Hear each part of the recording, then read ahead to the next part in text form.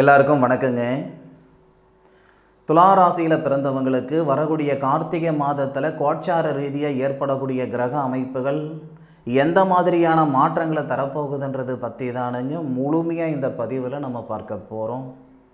கார்த்திகை மாதம் 1ஆம் தேதி திங்கட்கிழமை அதிகாலை தன்வந்திரி கடவுள் அவதரித்த நட்சத்திரம் சொல்லக்கூடிய சித்திர நட்சத்திரம் முதல் பாதம் கன்னியா ராசி விருச்சிக லக்னத்தில் தானுங்க கார்த்திகை மாதம் பிறக்கப்படுது. கார்த்திகை மாதம் 1ஆம் தேதியிலிருந்து 29 தேதி வரை கோட்சார ரீதியாக ஏற்படக்கூடிய கிரக அமைப்புகள் துலா ராசியில் பிறந்தவங்களுக்கு எந்த மாதிரியான மாற்றங்களை தரப்போகுதுன்றது பற்றி தான் முழுமையாக நம்ம பார்க்க போகிறோம். அதுக்கு முன்னாடி கோட்சார பலன் எந்த அடிப்படையில் வேலை செய்யும்ன்றது சொல்லிடுறேனுங்க. துலா ராசினா துலா ராசிநாதன் யார், எங்கே இருக்கிறாரு, யார் சாரத்தில் இருக்கார், துலா ராசிக்கு 2வது பாவகத்துக்கு அதிபதி குடும்பஸ்தானம், தனஸ்தானம், படிப்பு ஸ்தானம் சொல்லக்கூடிய கிரகம் எந்த இடத்துல இருக்கார், அந்த மாதிரி ஒவ்வொரு பாவகத்துக்கு உண்டான கிரக அமைப்பு எந்த பாவகத்தில் யாருடைய சாரத்தில் இருக்காருன்றது பார்த்து தான் நம்ம பலன் சொல்கிறோம். இது கோட்சார பலன். சுய ஜாதகத்துக்கு உண்டான பலன் இது கிடையாது. சுய ஜாதகத்தை வச்சு நம்ம பார்க்கும் பொழுது லக்னத்தை மையமாக கொண்டு தான் நம்ம பார்க்க போகிறோம். ஆனால் கோட்சாரம் அப்படின்றது ராசி.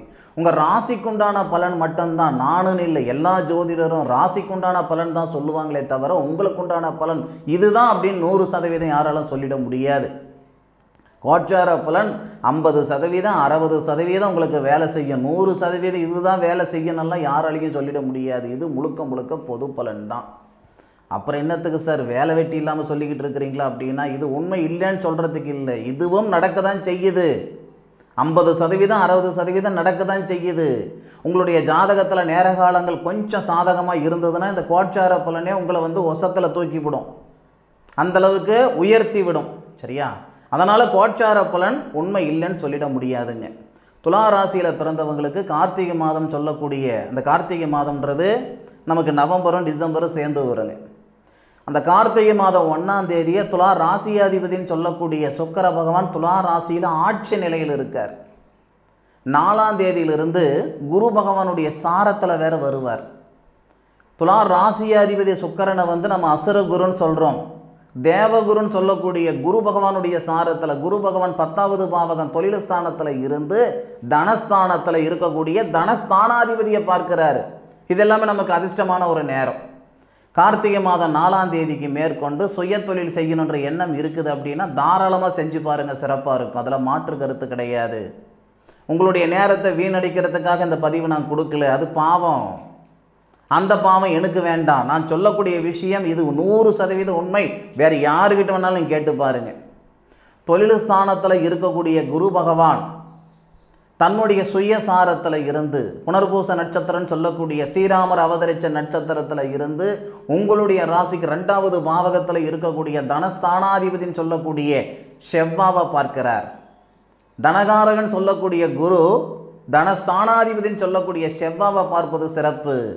அதை விட ஒரு அதிர்ஷ்டம் என்னன்னா, துலா ராசியில் பிறந்தவங்களுக்கு மட்டுமே இருக்கக்கூடிய மிகப்பெரிய பிராப்தம் லாபஸ்தானாதிபதியாக சூரியன் வருவார்.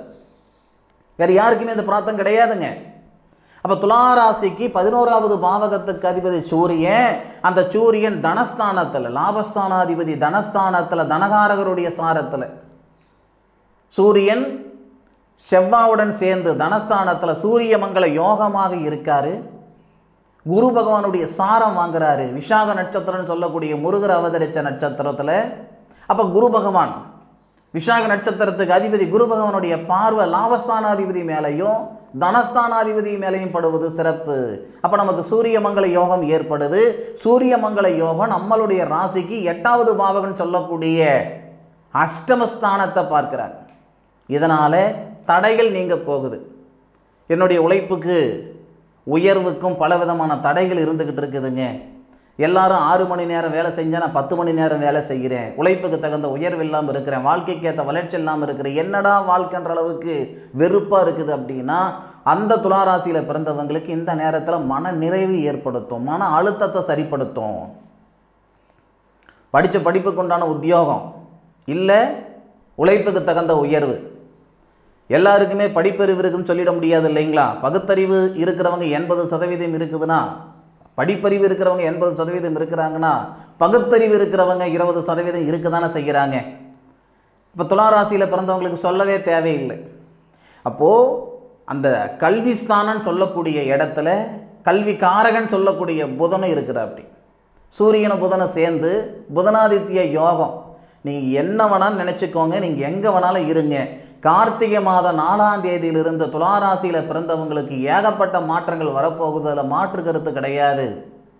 கோச்சார பலன் தான், உங்கள் ராசிக்குண்டான பலன் தான் இது. ஆனாலும் கான்ஃபிடண்ட்டாக சொல்கிறேனுங்க, தன்னம்பிக்கையை சொல்கிறேனுங்க. ஏன்னா தனஸ்தானத்தில் புதனாதித்ய யோகம், சூரியமங்கல யோகம், 2 யோகங்கள் ஏற்படுது. அந்த புதனும் செவ்வாவும் தனஸ்தானாதிபதியும் கல்விக்காரகன் சொல்லக்கூடிய புதனும் சனி பகவானுடைய சாரத்தில், சுக்கிர பகவானுடைய நெருங்கிய நண்பன் சொல்லக்கூடிய சனி பகவானுடைய சாரத்தில், இதெல்லாம் நமக்கு நிறைவாக இருக்குது.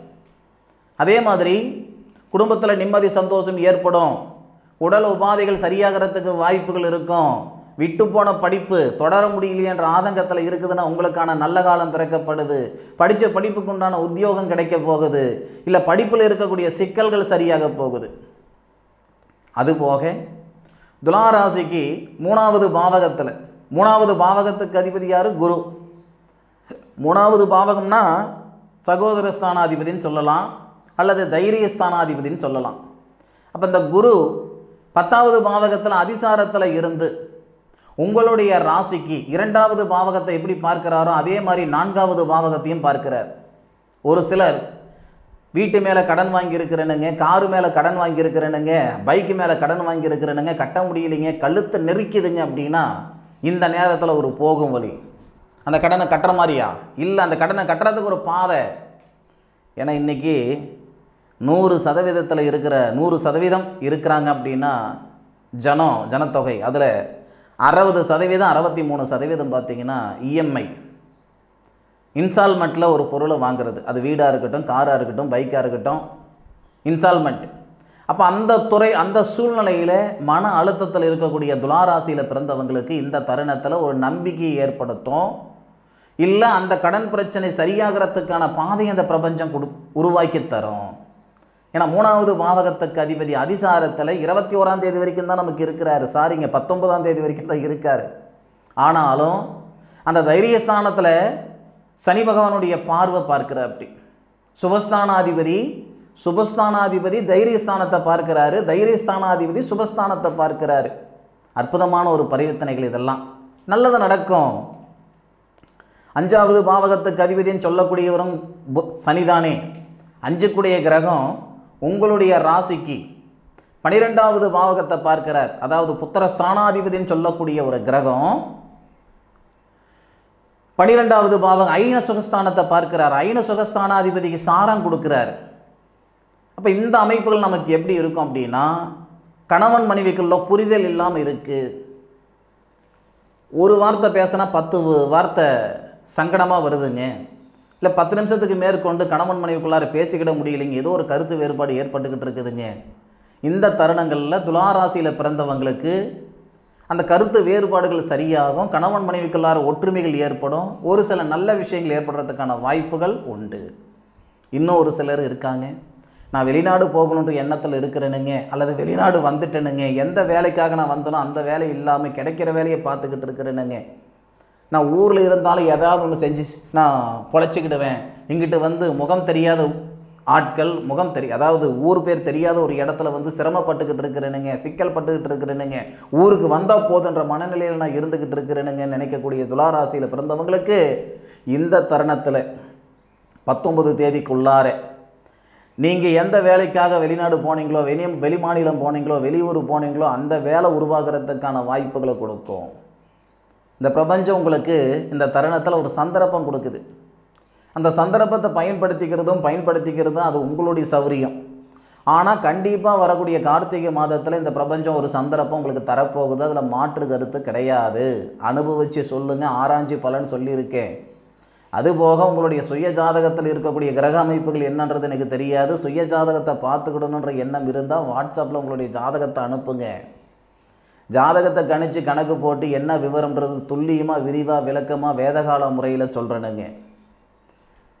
எப்போவுமே பட்டம் பார்த்து பயிர் செய்யுன்னு சொல்லக்கூடிய வார்த்தை 3 மாதம் 6 மாதம் விளையக்கூடிய பயிருக்கு மட்டும் கிடையாதுங்க. மனுஷனுடைய வாழ்க்கைக்கும் சரி, வாழ்வாதாரத்துக்கும் சரி. சிந்தித்து செயல்படணும்.